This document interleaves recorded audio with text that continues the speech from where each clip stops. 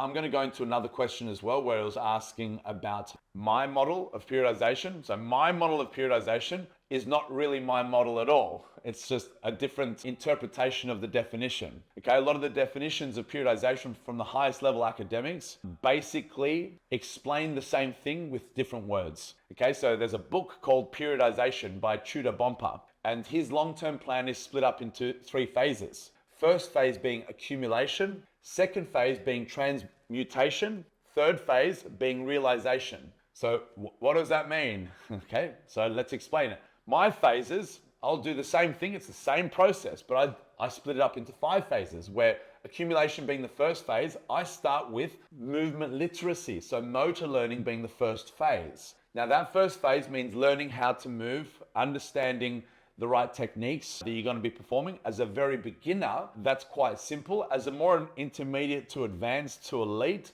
you're not really doing the same thing, and we can kind of ditch that phase. We're always learning technique.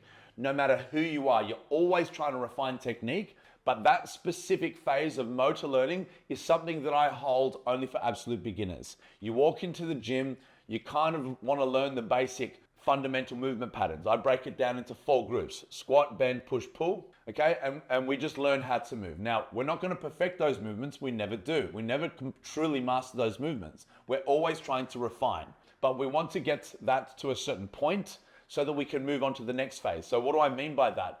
When you're a baby and you're learning how to walk, you got to crawl first and do all of these things. You don't perfect walking as a baby before you start running. You just slowly get better at it, but you get good enough at crawling to be able to walk. Get good enough at walking to be able to run. No one's ever the best at it except for Usain Bolt, but it doesn't mean we can't progress. So that first phase that I have is unique to the absolute beginners. And then this is where most of the sports periodization models are pretty much the same.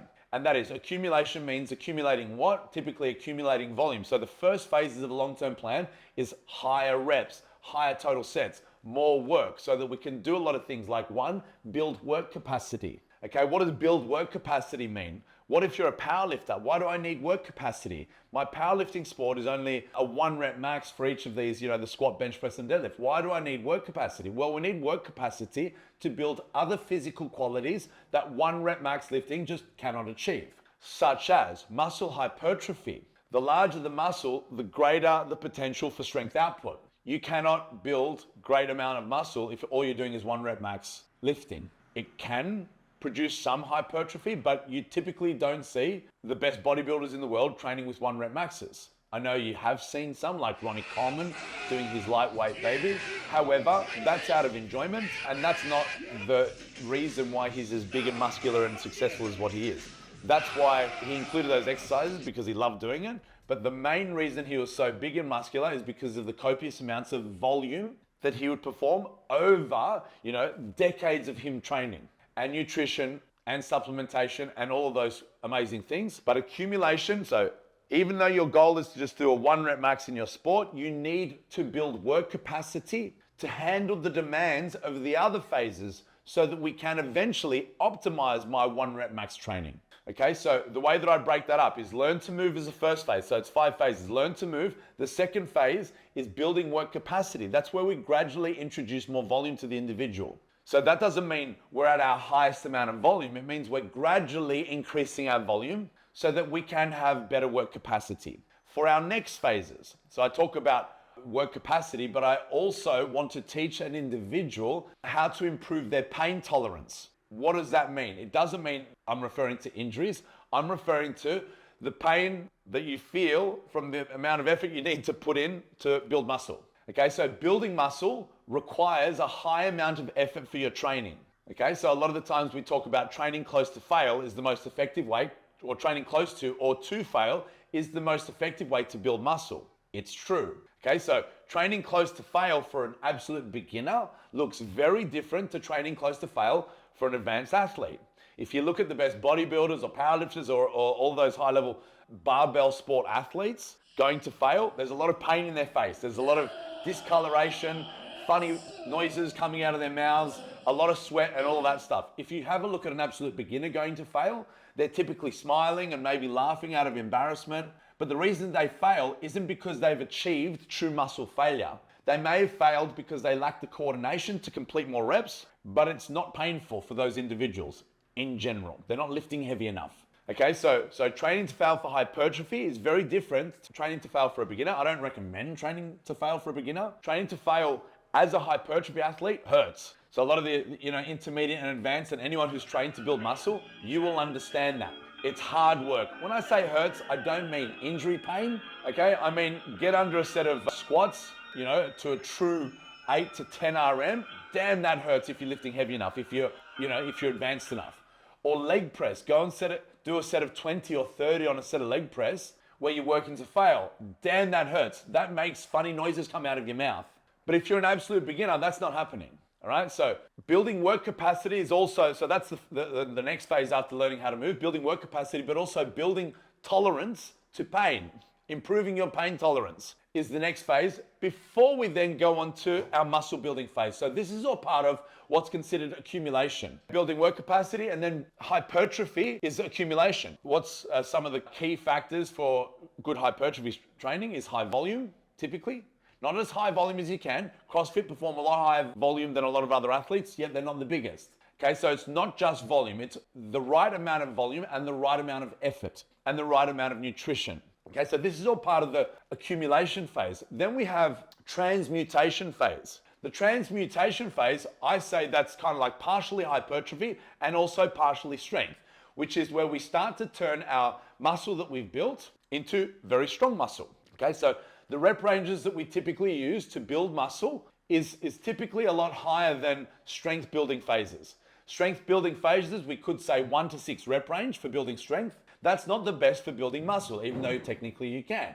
A lot of the best bodybuilders in the world are using rep ranges between kind of 6 reps to up to 20 reps or even 30 reps depending on the exercise. But a lot of the times we talk about 6 to 12 rep range, optimal for hypertrophy, which I agree with. Some of you might be thinking, but there's research that say 5 to 30 reps. There's a study that says this. Yes, I agree.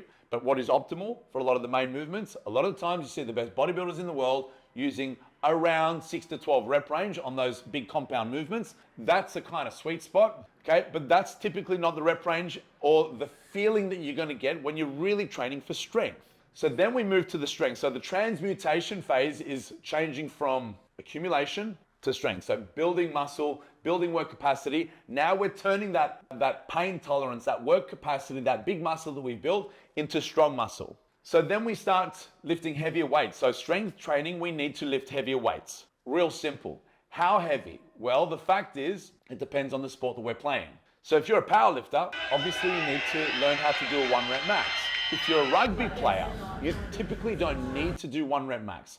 In fact, I would argue and say 1 to 3 rep range is not really the best at building strength. That's the best for practicing the skill of strength, which is what we'd use in the following phases. But if your objective is to purely build strength, I say, in my opinion, 3 to 6 rep range is probably the best for building strength. Now, here's the thing. If you just come in as a beginner and go straight to the strength phase, you're limiting yourself. We know that the larger the muscle, the larger the cross-sectional area of the muscle, the greater the potential for strength. So that means if you have 2 athletes, one athlete does a whole big phase of building work capacity and building muscle mass, and then they build strength over, let's just say, an 8 to 12 week block versus another athlete that just does that 3 to 6 rep range, typically you'll find the person who did the work capacity in the muscle building phase first, before they did the strength phase, will achieve a greater result in strength over the long term than the lifter that just came in and specifically trained for strength. Okay, because the lifter that came to just specifically train for strength didn't work on work capacity, didn't build muscle, so their muscles aren't as big before they move on to their strength phase, which is why our favorite coaches and scientists has figured out, instead of just doing specificity the whole time, there's other physical qualities that we can't attain through training for pure specificity. So pure specificity for a powerlifter does not get you very big. Okay, so then after we've done a strength phase, when it comes to powerlifting competition, that's when after the strength building phase, we would want to peak. So the peaking phase, a few characteristics of the peaking phase is, this is the highest amount of specificity of all of the phases. So a powerlifter, you really want to be doing squats and benches and deadlifts, and that's the main volume of the entire block. Squats, benches, and deadlifts. And a lot of the other accessory exercises may contribute to fatigue. So typically, we would pull a lot of those out. And we would typically use a lot less volume overall so that we can be less fatigued, because a lot of the high volume training programs accumulate and they contribute to fatigue. So that's what we want to do when we're peaking for a competition. This is a huge characteristic of peaking, is we want to be as recovered as possible and as strong as possible and as skilled as possible. Now, one of the questions was, how does that differ if your goal is purely hypertrophy? Okay, what if you're training clients that don't care about top end strength? Well, then my answer to that is, don't do that final peak phase. Just as I said that hypertrophy training has a huge carryover to reaching a higher potential of strength, building strength also has a huge carryover to building muscle. Okay, so this is something that a lot of our top scientists, when it comes to hypertrophy, will talk about. People like Dr. Brad Schoenfeld talks a lot about phase potentiation. What does that mean? Potentiate means to make better. So he talks about two types of athlete. You get one group of athlete that does 8 weeks of pure hypertrophy, and another group that does 4 weeks of strength before 4 weeks of hypertrophy. The group that did the strength phase first achieved a better result in hypertrophy. So the question was, what if your goal is purely hypertrophy? I would do the same thing. Learn to move, build work capacity. That's what everyone should be doing when they first start their training. Then from the build work capacity, then we start building muscle. Then we turn that big muscle that we built into strong muscle. So we go to our strength phase. If my goal was purely hypertrophy, then I would use a style of periodization that's known as undulating programming. So monthly undulating programming means I would undulate or swap between muscle building, high reps, to strength building, low reps and heavy weight. And I'd swap between those two phases all year round. So I'd go build muscle with high reps, build strength with low reps and heavy weight. And then back to hypertrophy, then back to strength, then back to hypertrophy, then back to strength. And I could do that all year round. That's how I would change my long-term periodization strategy if your goal was purely hypertrophy.